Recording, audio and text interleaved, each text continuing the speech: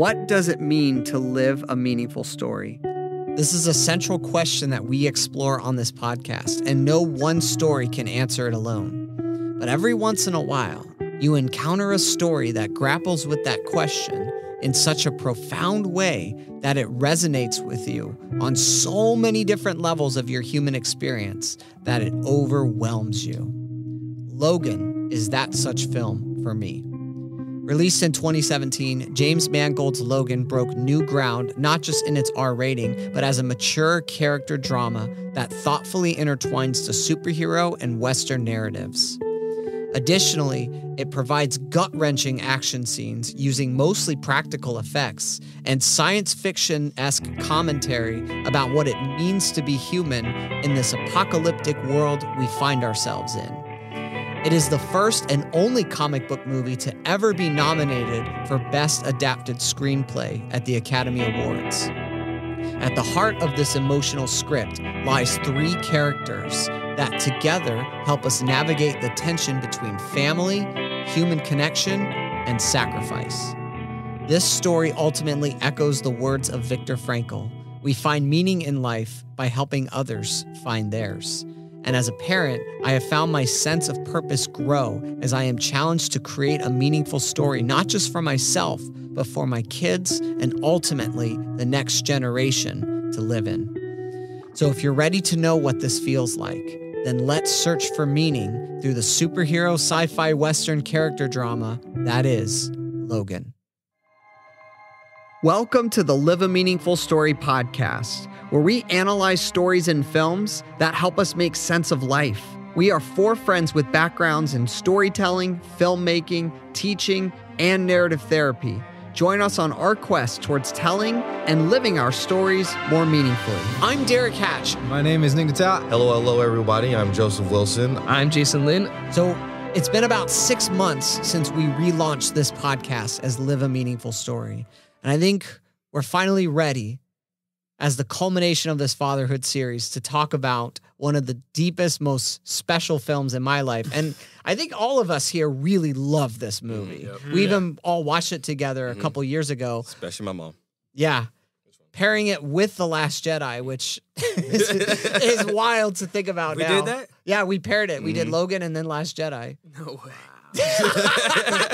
Who let that happen? I wonder. It's timely to talk about it, not just because of fatherhood, but even in a month after this is released, you're going to have Deadpool 3. Yeah. And you're going to have Hugh Jackman return as Wolverine. True. And this, for me, is such a good definitive ending. I don't know how I feel at times about Deadpool 3. Am I still going to go see it? Yeah. Wolverine's in the yellow suit. Yeah, I'm just curious to see how they're going to do it. I hope they don't touch this. I hope it's a whole different type of timeline situation. I'm fine with that. Don't touch this ending. They need to just not touch that Yeah. one. Yeah, I agree. You know, C.S. Lewis said in his book on stories that stories may not be real in life in one sense, but they may set before us an even deeper image of reality for us to ponder. And like Dune, this is one of those movies where I'm seeing different layers of reality and it's speaking to me. It's calling to me in such a profound way. And so let's dive into it.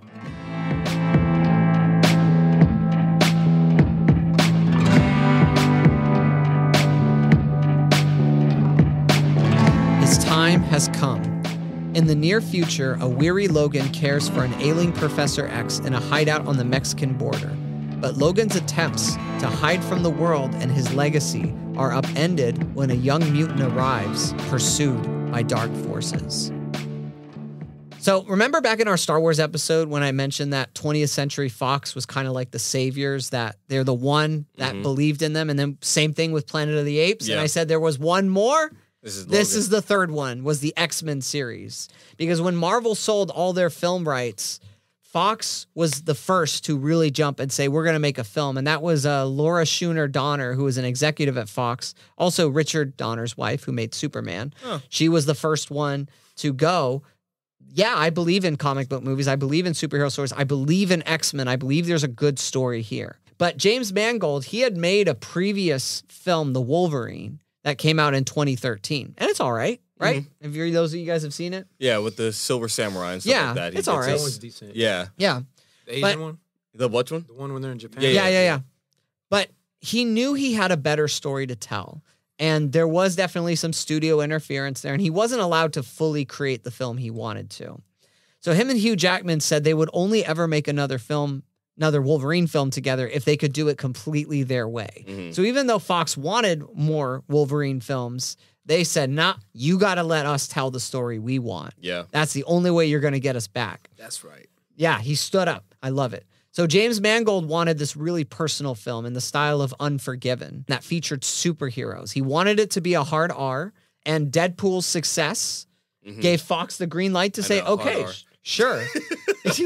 Hard R. Let's be respectful of Joe. Now, in order to get the R rating, they had to take a pay cut, and they had to have a lower budget. So they're working within those constraints. And they knew that this couldn't just be a general run-of-the-mill PG-13 superhero movie. Yeah. This had to be great. And Mangold really wanted the curtain to be closed. He wanted the story of Wolverine to end here. And unlike most comic book movies that we've talked about in our Why We Love Superheroes episode that pay homage to other genres, Logan becomes the Western. It fully embraces it. It transcends the superhero genre by becoming something else entirely, yet maintaining the essence of the superhero story. Yeah. And then a couple other pieces to add to that is they got Marco Beltrami to do the score. And it's got that very Morricone vibes. I mean, I've got the vinyl right there. I love this score. Vinyl. Yeah, it's just so good.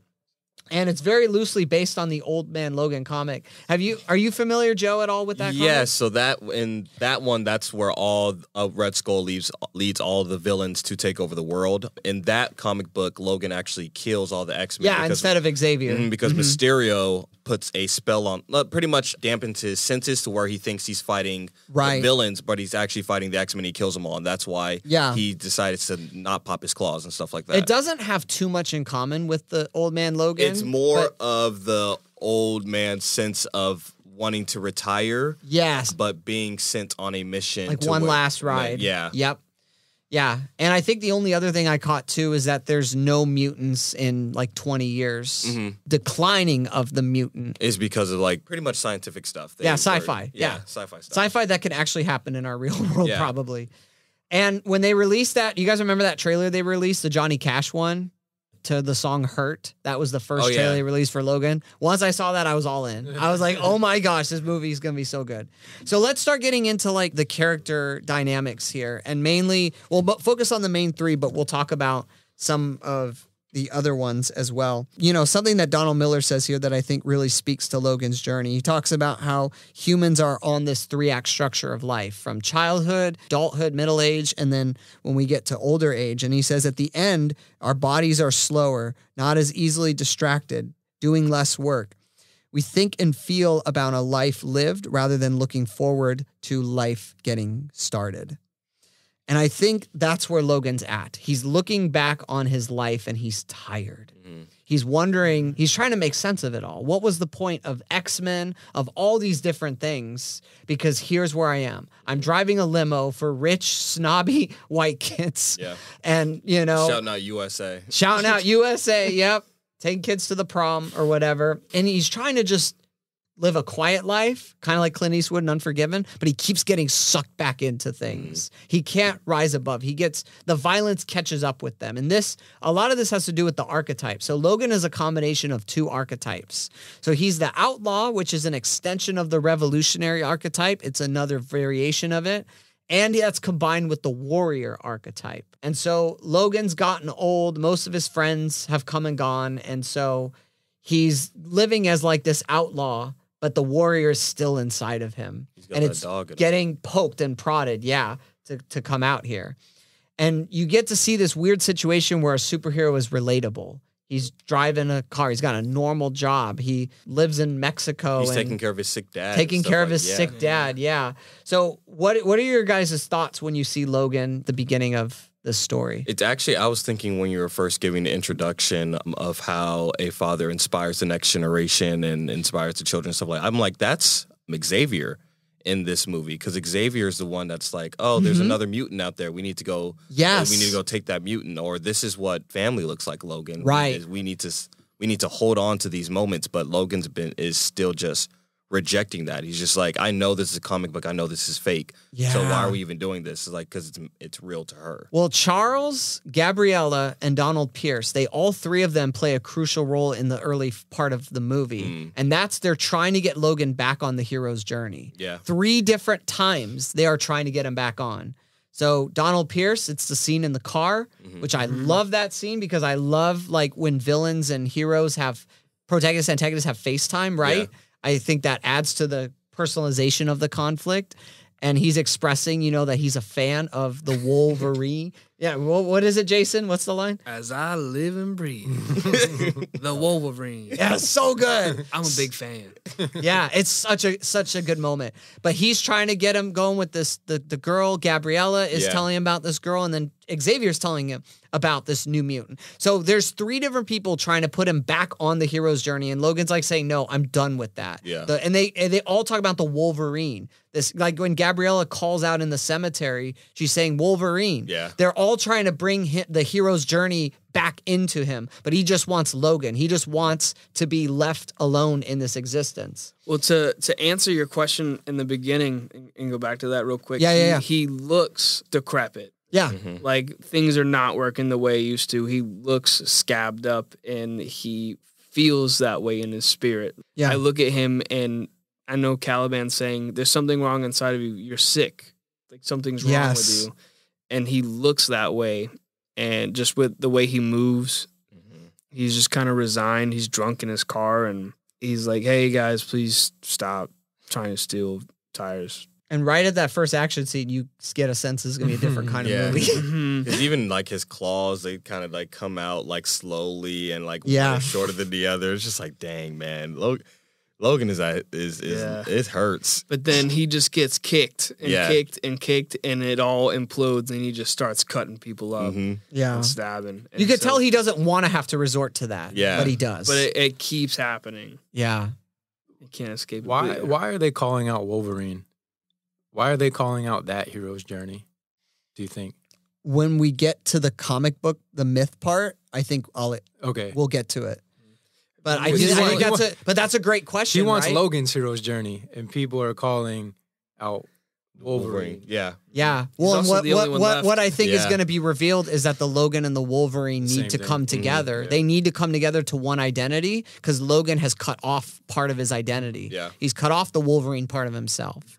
And people are trying to call it forth. So you mentioned the adamantium that we learned is killing his body, right? There's something inside that's killed. Something that once made him indestructible is now poisoning him. Yeah. And the same is true for Charles. Because Charles Xavier is the most powerful mind, most powerful mutant. And now his mind, which acts as an antenna, it can always sense things. Now the antenna is busted.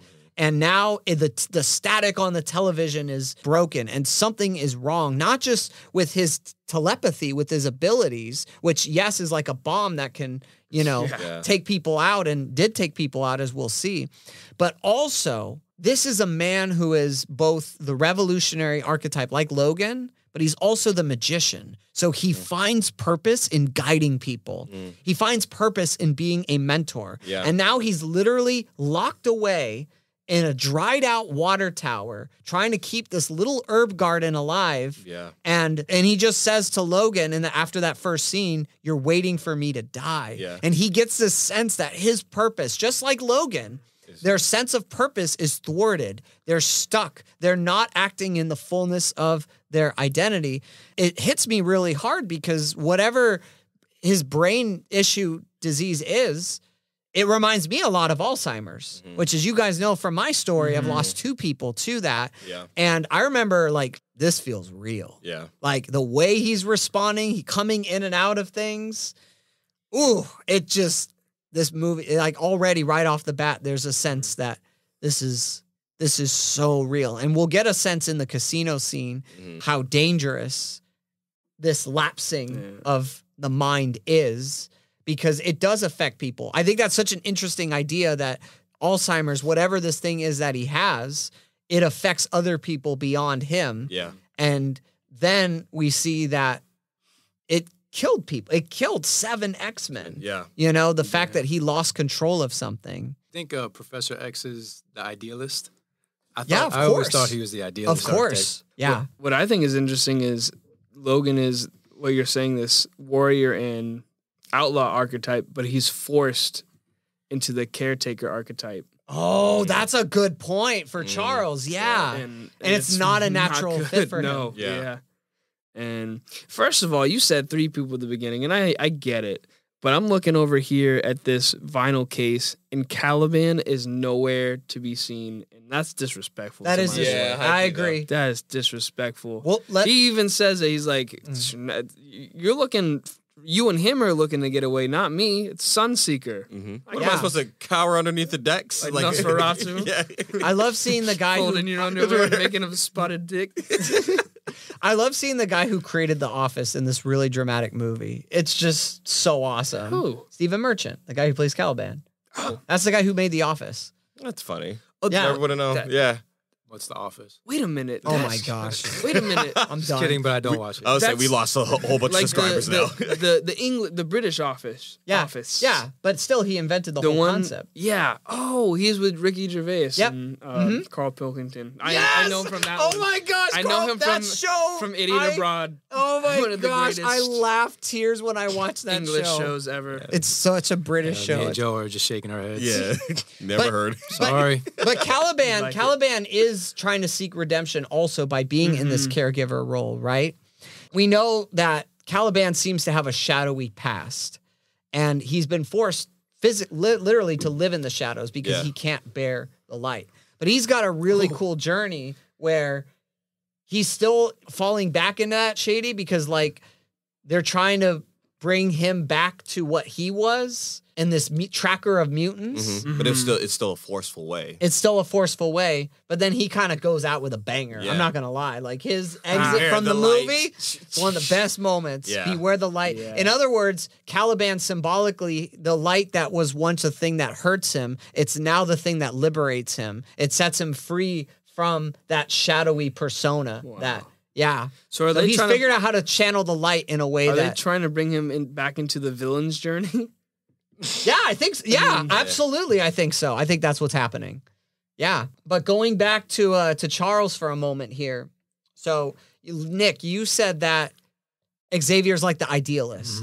And he really, if you look through the X-Men films, he's the one that really hopes in Logan. He's willing to see past all the damage, all the trauma, and able to see past his brutality that he's capable of good. You know, he puts them on the team. He teaches them how to be a part of something bigger than just his own trauma.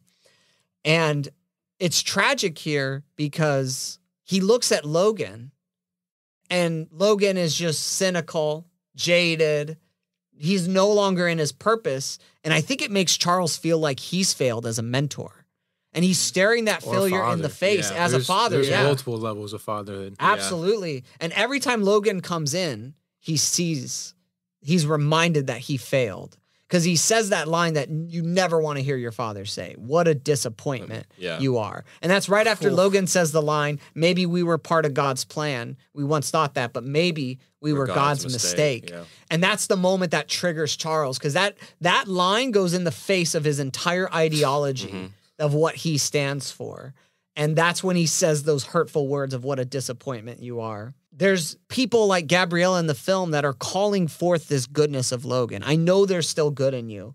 And even Charles is still holding on to some sense of that, but he's not filtered anymore. You know, it's coming out of them. Thinking about it, I think Logan almost there's an atonement with the father that he needs, right? With Charles in the state here.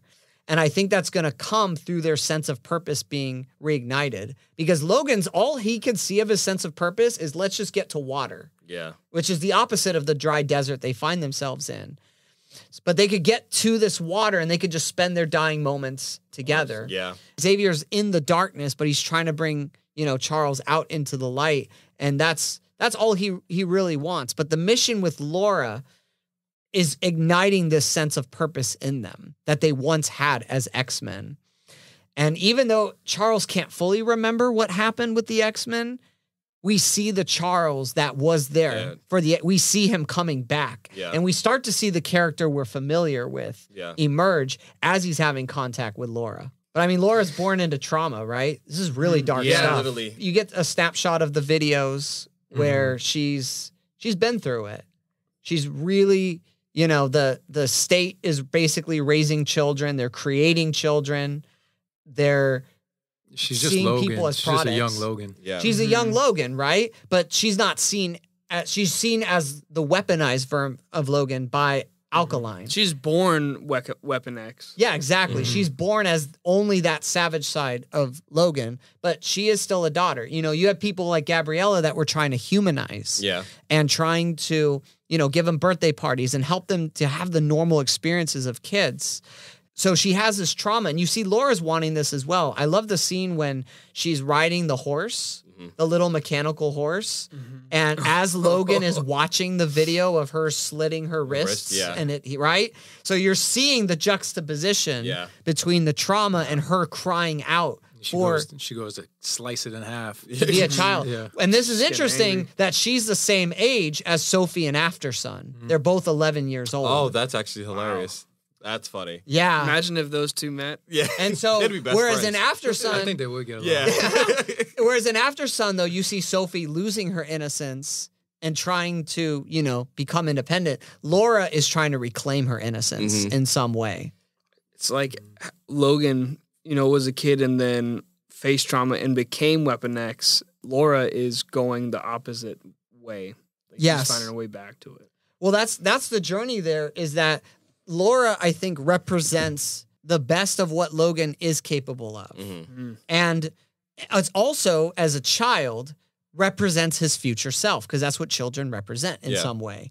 So Logan symbolically has to bring his future self, which is the best of what he is. He has to bring it out of the chaos of the desert, and he has to bring it home to the promised land. He has to bring her out of slavery to Alkaline and this corporation and into freedom. That's the journey. That's the exodus. That's what they go on here. And like most kids, when they enter a parent's life, it's disruptive. It's very disruptive when you have kids. And I'm about to experience it again with a third one. But it's not necessarily a bad disruption, but it is a disruption. Yeah. It changes the status quo. It gives you new priorities. And when you have your first kid, you realize that your time is no longer just yours. Much of what you do takes a back seat for the best of her. It teaches you the art of self-sacrifice. And that's what Logan has to learn, or he has to relearn, because he's had that as an X-Men, right? But he's lost sight of what it means to be a hero. And he's doing that while he's accompanied by someone that Xavier says is like you. Yeah. Very much like you. So that idea, you get to the scene, the desert fight, which is where we see Laura unhinged for the first time, which I love that whole framing of the tension. These action scenes are very slow, methodical to get there, and then they explode. Yeah. So her just eating the cornflakes. Her eyes. And her eyes, because she says nothing for 2/3 of this movie. She's intense. So intense. One of my favorite, like, roles ever for a child. A kid, undoubtedly. She's scary. Yeah. And then you see her unhinged, and Logan has that moment where he realizes, she is like me. Yeah, she is like me, and starting to really put the pieces together. And I love that, because they have to learn. They have their rage, right? They see there's the good, but there's also the flaws. Like Logan sees her flaws, like at the convenience store when she flips that guy and was just gonna stab him. Logan sees the flaws, and that's one of the most don't steal and profound, immediately steal cigars. Yeah, that's one of the most profound parenting moments in the movie, is because when you start to see your flaws come out in your kids, man, it messes you up. When I see that Addie is capable of the same yelling and rage that I am, and it sounds like me, it terrifies me. And that's what I think Logan is seeing with Laura. Like, oh man, am I really that bad? Am I really like that? And then he's kind of annoyed with it, as parents get with their kids. So do you think when did you think Logan accepted Laura? Like, because I feel like it was still a pushing away from that concept of accepting that place of fatherhood. Yeah. Until, I would say maybe in the forest after Charles dies and he allows that moment to with Laura to be able to hold her hand, but then instantly tries to pull away. I think that was like one of the few time or one of the first time. It's a very slow, gradual acceptance. I don't think it happens in one moment. A little piece of it comes with each moment. When does it start? When she reveals her claws? When he sees what she's really like? When she gets in the car. Because the car symbolically represents Logan. So the damage the car takes, right? The fact that they have to exchange the car, so Logan has to heal from all the wounds he's inflicted in order to go forward. He lets Laura in the car. Charles is already in the car. He lets Laura in the car. Did you read that? Or did you... No, That's sick. That's awesome. I'm sure I'm not the only one who thinks this. Car's about missing the car. some lug nuts and has the bullet car, holes. I'm sure somebody else has noticed this too. But then when we get to later in the movie with the car basically the car is so run down and Logan literally passes out as he's beating the car. So he's beating himself up, right? That moment when Charles dies, he's beating himself up. Dang, so you're watching him beat himself up. He collapses and then Laura starts to drive the car. She gets a new car, drives the car. So Laura is the one driving Logan then. The younger has to lead the older, right? The older generation. Because that's what Logan's doing with Charles. But now when Charles dies, like she has to take that place. Yeah. And it's interesting when you watch the movie from that lens that the car is Logan. And Laura keeps telling him, sleep, you need to rest. He's tired. So Laura has to take over. That's cool because the first scene they try to strip the car and he's like, yes, you got no chance. He goes, just stop.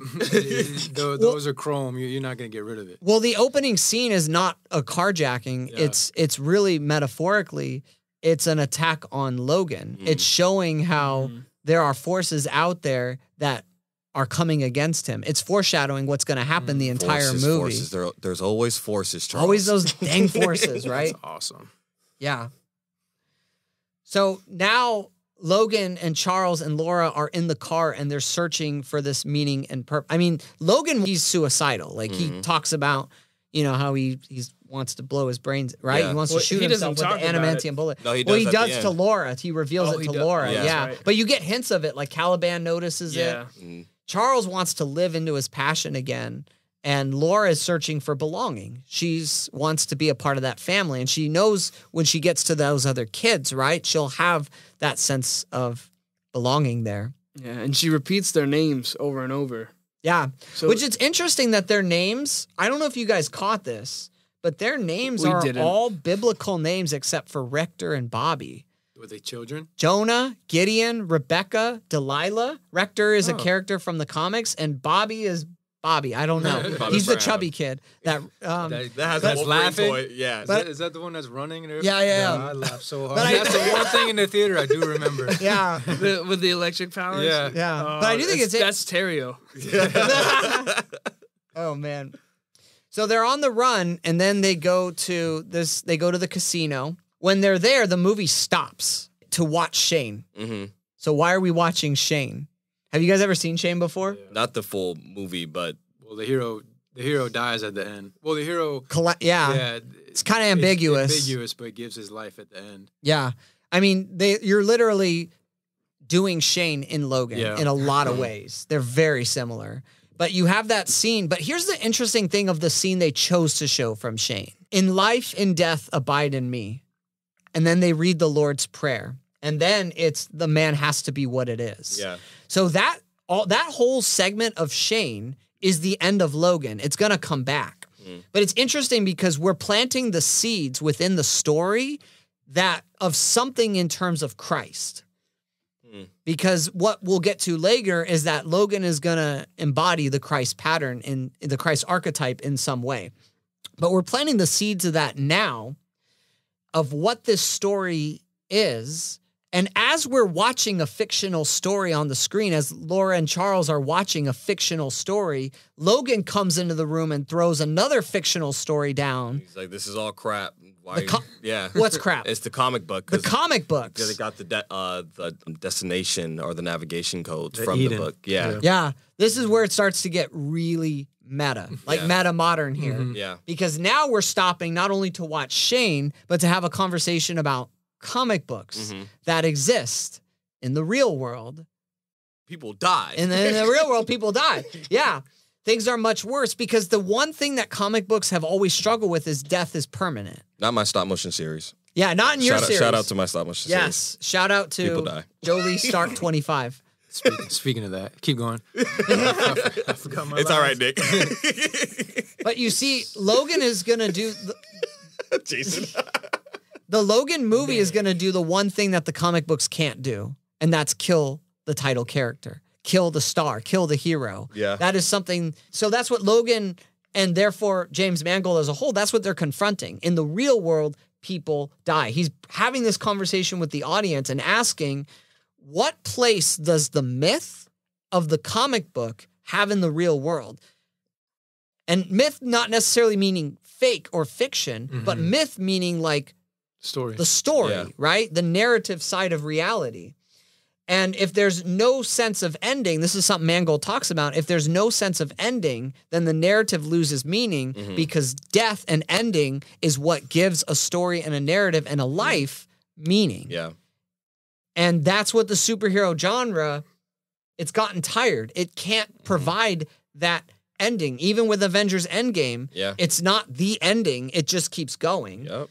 And so Mangold is trying to end the superhero story poetically, gracefully. And we've shared about the comic book genre, and I've shared about how I've kind of become a little disillusioned with it in the last year or so. But I wonder this too, like what is the place of story and myth and all these things, these movies that we watch, right? What is the place, the role that they play in our lives? And I think that's what this podcast is really about, trying to figure out. Because myth is not lie, it's deeper truth. And so Logan is going to deconstruct the myth in a lot of ways. And it's going to tear it apart, and it's going to take the pieces of the Western, which I think the Western and the superhero story are very similar, but it's going to put the pieces back together. It's not just going to leave them on the table and make a mess of it. It's going to put it back together in a way that provides it with this ending, with this death, with this sense of finality to it. And now this is where I want to bring in the Wolverine as the myth thing, because Logan is the man, just the ordinary person. But Wolverine is that X-Men. That's his X-Men name. That's his title. And he's seeing in the comic book the Wolverine. That's all he sees. He's in the costume. He's doing these things. But he can't reconcile how it fits with what they're doing right now, despite the fact that this is something that Wolverine would do. This is something the X-Men would do. They would go out of their way to help a young mutant. And that's what Mangold is slowly going to reveal, is how are the Logan and Wolverine, how do they sit side by side? You'll see later when they the kids trim him to look like the Wolverine, right? You start to see that Mangold is slowly going to move Logan in that direction, but he's not going to sacrifice Logan. He's going to maintain everything he's built with Logan, but he's going to combine it with the mythic, with the Wolverine. So I feel like even with like the myth scene in the forest when after Logan injects himself with all that serum and he's going on like that's like on a murder spree. That is the Wolverine. That's like who we know is from the comics. Exactly. Yes. And we're like, oh yeah, there he goes. He's peaked now. He's on that. But then when I see that comparison. It's cool to see that. Yeah. I think it's cool that the children are bringing back the heroic character of the childlike wonder almost. Yeah, like they're forming his face back into the Wolverine, the person who liberates, who rescues, because that's what they need him to be, and that's who he becomes to them. Yeah. Ultimately, that's who he is. He is a hero, even if he doesn't want to admit it. He is. The Wolverine is an entire identity that we just watched, like 17 years, 8 or 9 films. We watched him cultivate and come into that identity. Plus now, because he's coming back. Right. Yeah. So, but now he wants nothing to do with it. Like, he is just Logan. That's it. So, yeah, it's fascinating. Anything else about the myth, Nick? Anything you want to add to that? Thinking of the title, because the title's Logan. Right. So Mangold made the Wolverine before this. Yes. I just think it's interesting that this is the first story told from that perspective, and it's called Logan. Yeah. I don't know what's there, but I feel like something's there. Well, I mean, you see like the cover of like the physical media version I have, it's literally just black. like the Blu-ray. It's literally just black with Logan. That's what you're left with. Yeah. So I think Mangold knows the myth has a place, but the human is more important to him. That's what I was thinking too. But with your other cover, it looks like some type of majestic painting. It has like Wolverine and Charles Xavier and Laura. They're in a pose and stuff like that. Yeah. So it's like what you're saying. You need that man for the myth. The man is Logan. Yeah. But what Logan brings to that myth is what is presented. Imagine Iron Man movie called Tony. Yeah. Or just Stark. Yeah. We need that movie actually. Like what's the Captain Rogers? What's his first name? Steve. Just a Captain America movie called Steve. Yeah. Like, it's a totally different bent. Yeah. It is. It's very cool. Yeah. You can almost call Iron Man 3 Tony. I feel like Age of Ultron is just Tony. Yeah. Avengers Tony. It would have a whole lot more weight and meaning if it was called Tony. Yeah. It's not what they were. It is kind of what they're trying to do, but just, Yeah.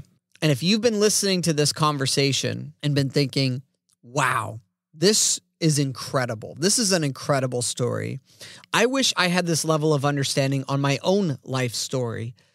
Then that's what we're here for at All Things Narrative. We believe that everyone has a story that they're living out that's inside of them, just waiting to be told, whether it's through speaking, through writing, or even just for your own personal growth and development.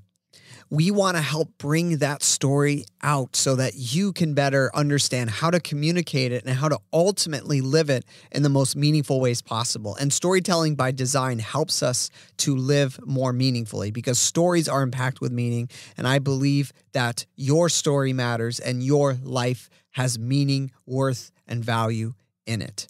And so being able to help you walk in that as much as possible. If it sounds interesting to you, then I'd love to connect with you.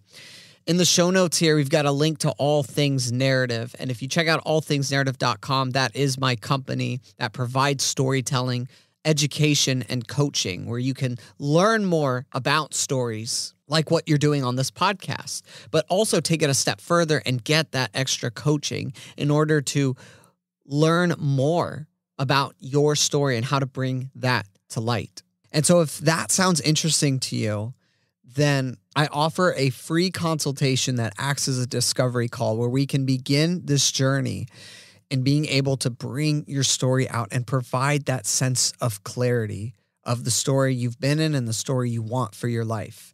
And so if that sounds interesting to you, then let's connect. Everything's in the show notes here. I'd love to meet you. I'd love to sit down with you, and I'd love to hear your story.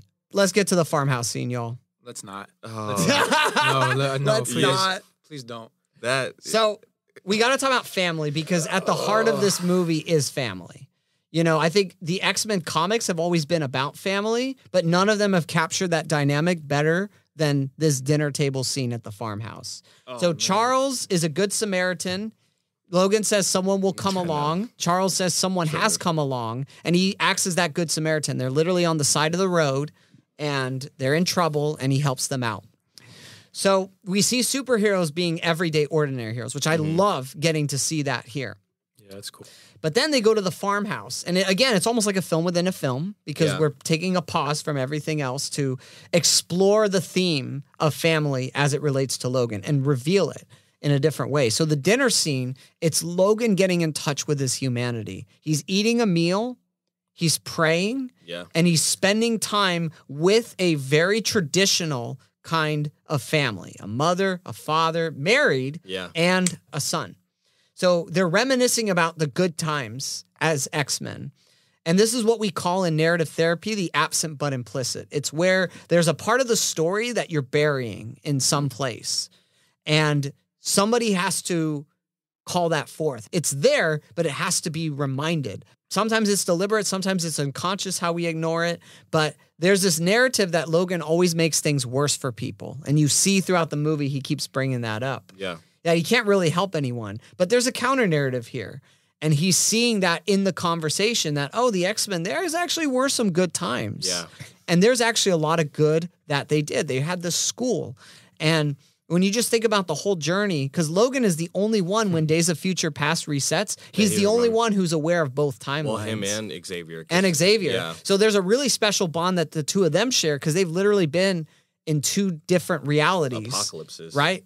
Oh, man. Yeah. So now he's being reminded of that counter narrative, and what Charles says to him is, this is what life looks like. He's calling forth that narrative that Logan's bearing and says, take a moment to feel it. Yeah. I think we all need someone in our lives, whether it's a father or a father figure, to call forth the narratives that we try to bury, that we don't believe about ourselves to be true, but are actually there. And Logan says to Charles, the world isn't the same as it was. You know, he says, Eden, this thing, this destination they're going for, it's myth.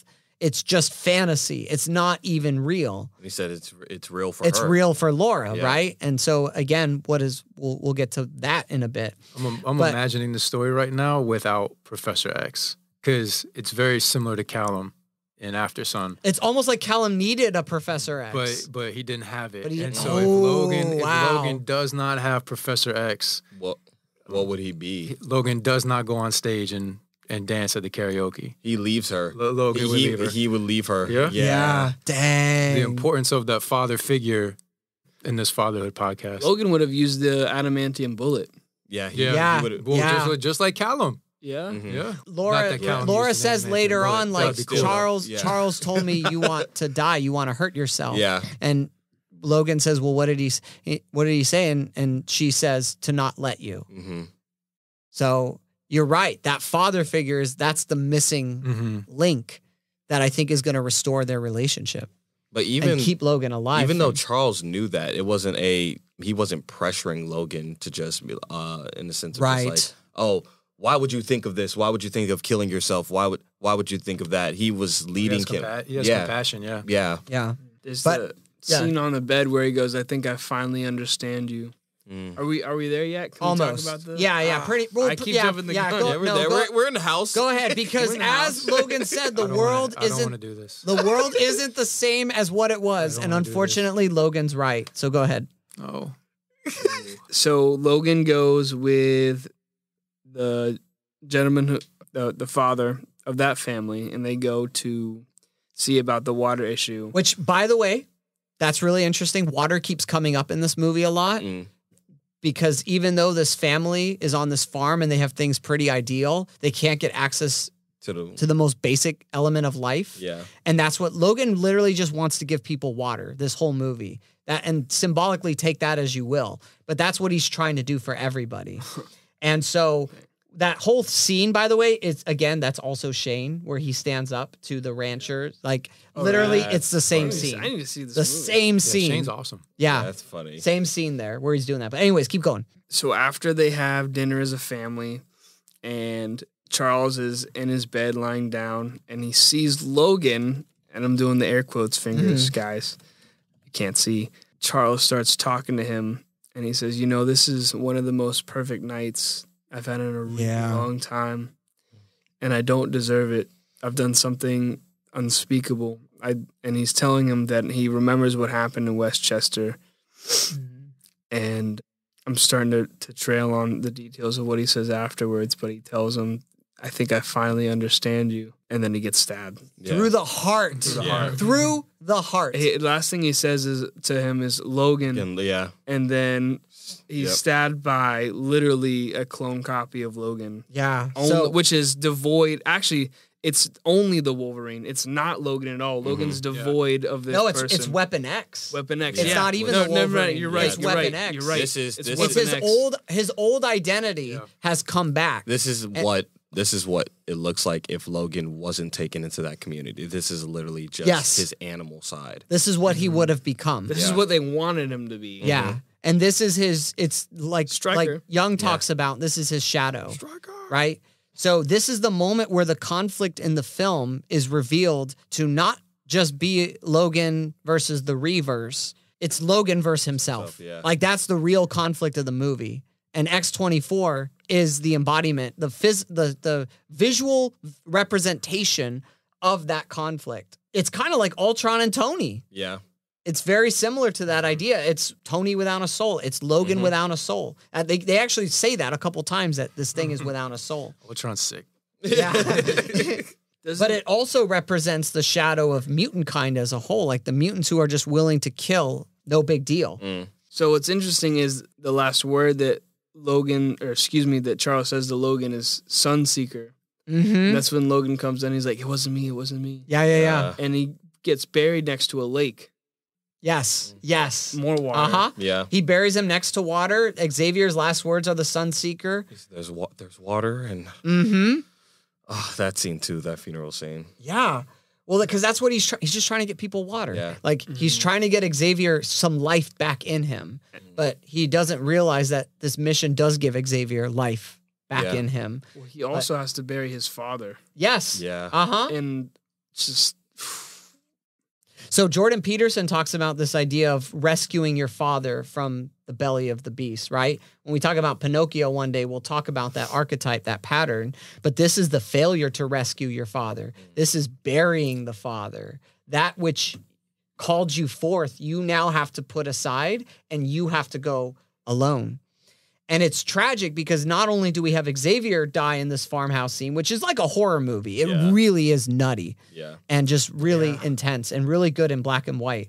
But you get the family you get the family that is brutally murdered, but like a family that is stable and a father that is loving and is caring. And And I think there's two things Mangold's trying to say by killing off the family.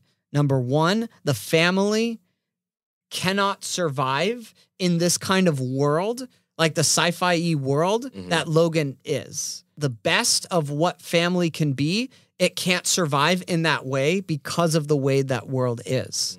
Because you literally have the government, because the Reavers are ex-military. Yeah. You have the government unleashing this weapon that has no regard for morality or anything like that. It just kills anything in its way, and they can get away with it. They can cover it up. They can bury it. So despite the family trying to live at one, they can't survive. And I also don't think the traditional family can survive in the superhero narrative as well. I think they are swallowed up by the super. They are swallowed up by the mutants, by this whole they're collateral damage. Here. But then in that funeral scene, to go back to that, Laura does something to Logan, which you mentioned earlier. She holds his hand. She extends the hand. Yeah.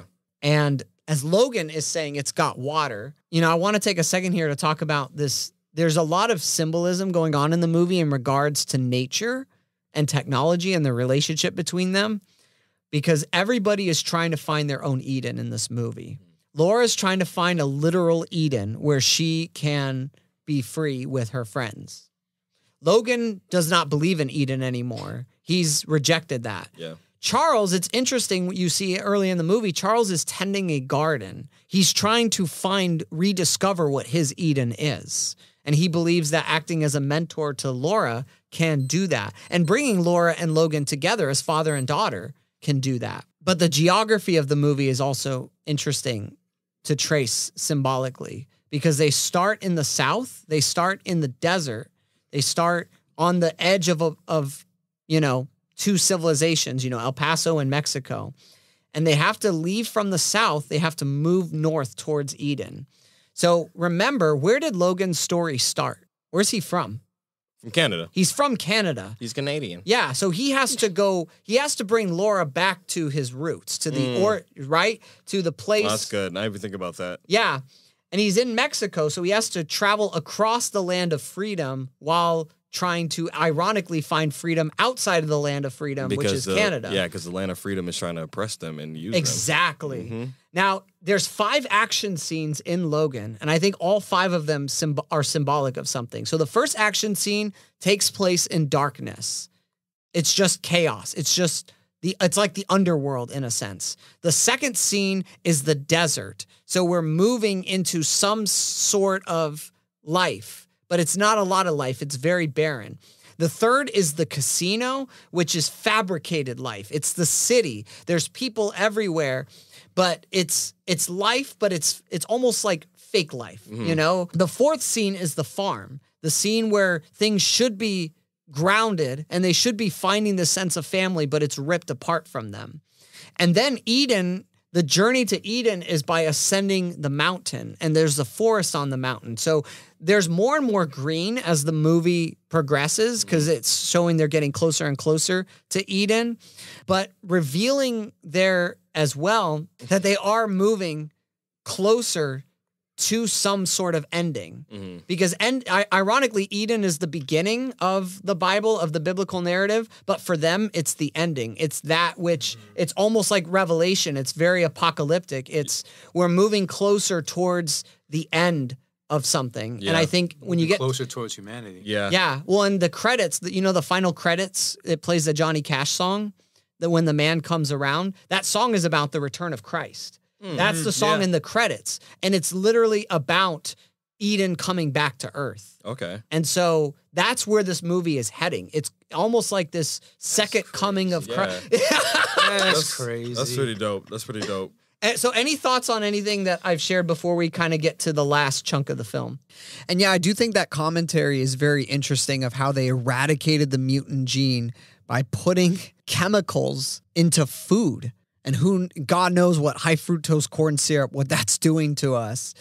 But yeah, I think there's a lot we can take away about trying to control and manipulate society and people through food, through just the basic elements there, through taking away water, through putting things in food that are toxic and harmful to us. This movie is so relevant. I wouldn't be surprised if we get to 2029 and we have a better revelation of just how destructive so many things in our world are to us. So let's get into the last chunk of the movie here. So this is where Logan finally brings Laura to her friends. It seems like he's successful. He gets the money, he gets her there. His mission, his sense of purpose in that sense is fulfilled. I didn't ask for this. I didn't ask for this. Charles didn't ask for this. Caliban didn't ask for this. And they're 6 feet under. I suck at this. Oh, man. Yeah, he said bad shit happens to people I care about. Yeah. And then, so that you have that moment where the father snaps. Yeah. And that's all these movies that's happened at some point. But then I think this one might hurt the most because of what Laura says next. When Logan says bad shit happens to people I care about, what does Laura say? I guess I'll be fine then. Hey, I didn't remember. I guess I'll be fine then. Yeah. Oh, man. That moment hurts. You don't speak much. But Yeah, but when she does, it cuts. When she does, yeah. She's good at cutting. So this is the great metaphor for parenting that I think Logan offers. Laura and her friends are trying to get to Eden. They're trying to get to the promised land, and they're being hunted. Yeah. And Logan hears their cry, hears what's happening, and he becomes the myth. He becomes the Wolverine again. He becomes an X-Men. Yeah. He becomes what they need in order to make it across. So that scene of Logan rushing down the mountain, he gives himself what he needs so he can give them what they need. Mm-hmm. And in that moment, Logan breaks out into the Wolverine that we all know in a really amazing action scene. But not only that, but by them seeing Logan do that, the kids bring their mutant power. Yeah. Yep. They bring their gifts and use them to mercilessly kill some people. Hey, listen, Cole wrote no blanket. They was out there hunting them, you know? Yeah. I mean, this movie, the violence in here, it's not violence where you're like cheering, like this is cool. This is violence that feels eerily real, like true to real life, even though it is all these mutant powers. There is something about it that's deeply unsettling. Yeah. Especially kids doing it. Yes. The fact that we've put kids in the position to where they have to be this violent, which I think that could be a commentary about the world we live in as well. I was gonna say, it's kind of interesting because we have media where kids are in war type of environments, like Star Wars. Like Luke was what? How old was he when he was shooting down in the Death Star and murdered a billion people? Like 19, 20? 19, 20, murdered a billion people. The Clone Wars, they were having child soldiers, but we are okay with that. But seeing it in this type of environments, like, ooh, that's actually not good. We shouldn't be having kids. I think he only killed in the millions. Oh, yeah, well, high body count, either or. But, I mentioned earlier that the idea of Christ is going to come into this movie, and this is where we start to see it. Because ultimately, Logan has a cross to bear. there's a quote that Joseph Campbell has that in A Hero, 1,000 Faces, where he says that the hero of yesterday becomes the tyrant of tomorrow if he doesn't crucify himself today.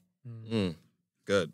So Logan has to fight X-24. He has to defeat that part of himself that is holding him back from being the father that he needs to be to Laura. And so literally they have that final fight. He's taking responsibility for his daughter. He's saying, you get your friends and you get out of here. And he's willing to stay back and to fight himself in order for them to live on. He's not like Callum. He's dealing with it, right? Now, none of us can be Christ, obviously. It's a story too big for us, but there's pieces and ways we can embody it, that we can live into it.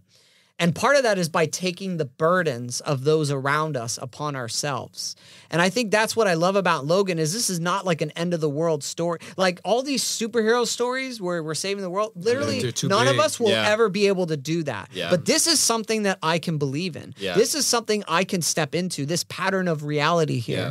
I can be like Logan. I can defeat the demon of X-24 in my life, right? Whatever that is, that shadow. And I can make a way. I can make a path for my children and the next generation to move forward. And here's what I love about this fight here.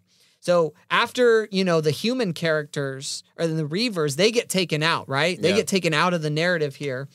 And it's interesting that we reveal that they're trying to control mutants. They're trying to control the gifts and use them for their own purpose. Great sci-fi commentary there. But we're left with just Logan, Laura, and himself, a.k.a. X-24. Yeah. At least a part of himself. And the darkness literally impales Logan on a tree through his heart. Yeah. And so you have what looks like a defeat in the moment, kind of like the cross, right? Yeah. Not to get too, Christianese of it, but that's really, this is really in here, Just as it looks like the shadow, the darkness, the evil that led to Jesus being crucified, it's the same here with Logan. But then, what does Laura do? She shoots him pretty much saves Logan with the adamantium bullet. Yeah. So what he intended to use on himself. Yeah. Yes. He still used on him. Was still used on himself. So Laura literally saves Logan from killing himself, right? By killing himself. Yes. Yes, that's it. That's dope. She uses the bullet correctly. Yes. Yeah. Kill the right self. And the idea there that our children help us overcome the worst of ourselves. You see where I'm going with this? I'm also thinking of Fight Club at the end of Fight Club. No. We're doing Fight Club later on this podcast, so we are going to talk about it because I agree. It makes me think of that also for those who have seen it.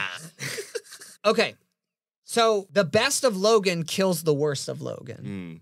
Nice, that's good. And the legacy of Logan. Yes, and that becomes his legacy. At the end of the Wolverine in that movie, I don't know if you remember, Joe, but at the end of the movie, a character says that she saw how Logan dies. Do you remember this moment? Oh, yeah. It was the girl with the pink hair. She saw, I saw you have your hand in your heart, or you have your heart in your hand. Yeah, and you're covered in blood. Yeah. And guess how Mangold does that?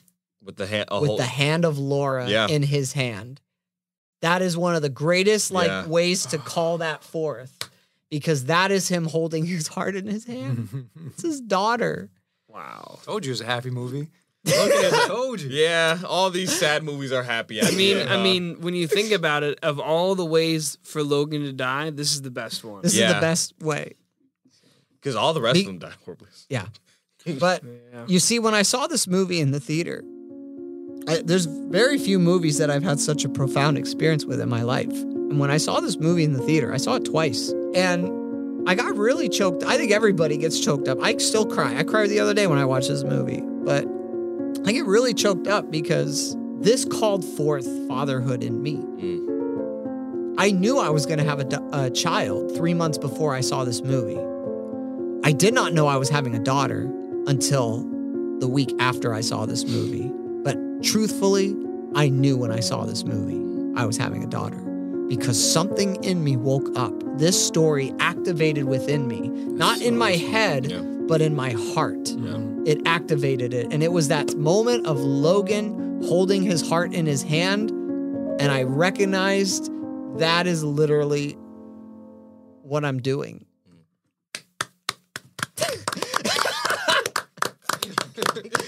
That's awesome. No, this is cool. It's awesome.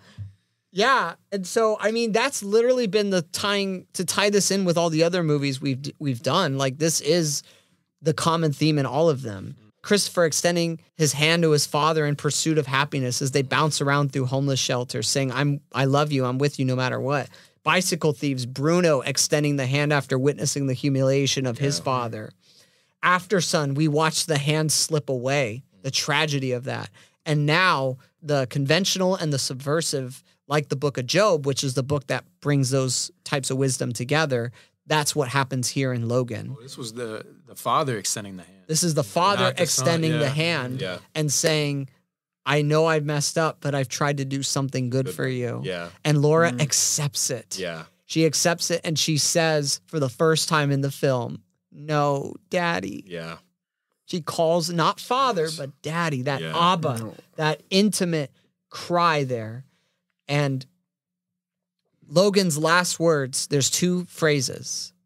Don't be what they made you, which is Logan's entire journey. That's what he's learned through all these films. And this is what it feels like. And this is what it feels like.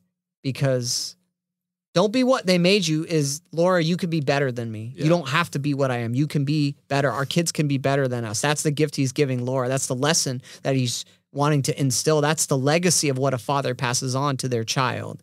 You can be better. Don't be what they made you. Yeah. Also, so this is what it feels like. Because now Xavier's words have come full circle. Take a moment to feel it. So now he can feel at last that sense of family, that sense of connection, that which he never had. A daughter, he can feel it. And also he can literally feel death. Yeah. Like the comic book genre symbolically is feeling death for the first time. So Logan is on a meta level saying, so this is what it feels like for the hero, the protagonist of the comic book superhero genre to rest, to die, for the story to end. And it stays there, nailed on the cross in a sense. All those things there. And Laura has to leave the story behind. She has to leave the myth. She has to leave the father, all these things, and she has to go find her own story in Eden. And we don't get to see what that story is because this is Logan. This is Logan's story. It's not Laura. At Logan's grave, she recites Shane. Yeah. She recites that conversation because now the myth and the like the story of Christ, C.S. Lewis says that Jesus is the myth made real, right? In reality, all those images, stories now made tangible. This is that in Logan. For Laura, the myth has been made real to her. Logan has become that archetypal Christ figure. And she's using the story of Shane. You ready for this? She's using the story of Shane to make sense of Logan, her father's death, and find meaning in it. A man can't break what he is. Yeah. But there's no more guns in the valley. She's using stories to draw meaning for this. And the kid, what is the kid holding in his hand, Bobby? His little Wolverine He's holding his Wolverine toy. He's holding the myth close to him as he's burying it. He's taking something of it. They're all taking something of it with them. But there's one thing that still has to be done, which is perhaps one of the greatest endings in all of cinema. The cross turning to an X. The cross. The Christ narrative, right?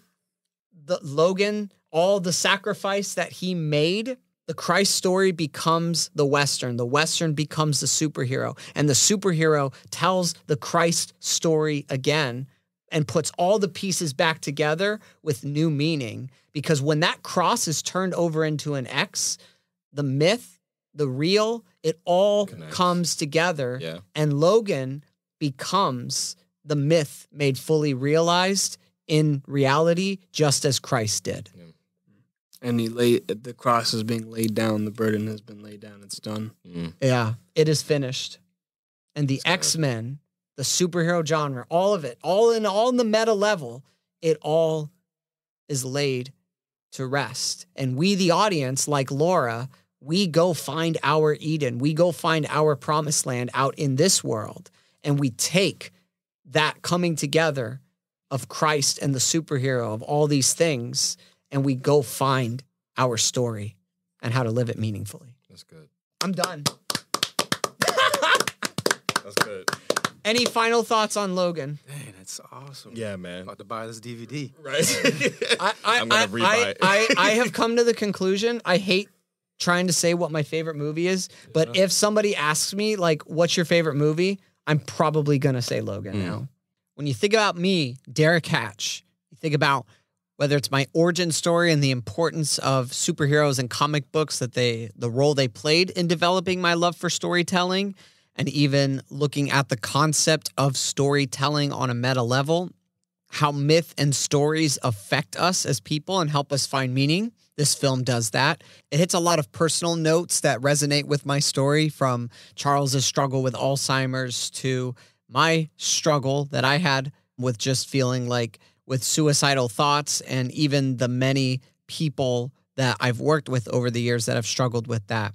But it's also got this science fiction level commentary on what it means to be human in the world. And so science fiction is my favorite genre as a whole.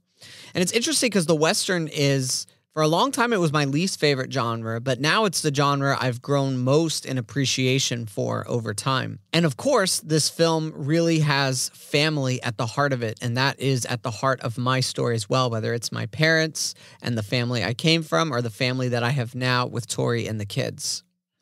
And so, yeah, it really does check off all those boxes of what I'm looking for.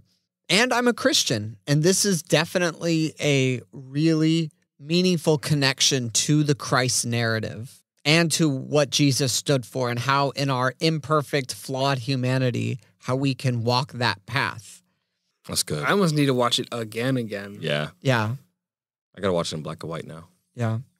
And Viktor Frankl has that great quote of saying, like, the meaning of one's life is giving meaning to the life of another. Mm-hmm. And I think that's the journey that I'm on. And I think Logan shows that struggle to embody that through parenting and sacrifice. And being parented. Mm-hmm. And being parented. Guys, that's all I got. Yeah. This movie is... That's all we got. That's all we got. Thank you guys for joining us for this conversation of Logan. And we'll be back next time. So this is what it feels like to end the Logan episode. Take care, y'all. And wherever you're at, go out there and live a meaningful story. Thank you for listening to the Live a Meaningful Story podcast, produced by All Things Narrative. If you'd like to learn more about our coaching, workshops, events, please check out allthingsnarrative.com. You can also follow us on Instagram, Facebook, and YouTube at All Things Narrative. If you enjoyed this episode, please consider subscribing and leaving us a 5-star review on Apple Podcasts, and tune in next time as we continue exploring the stories we love and the stories we live. Take care.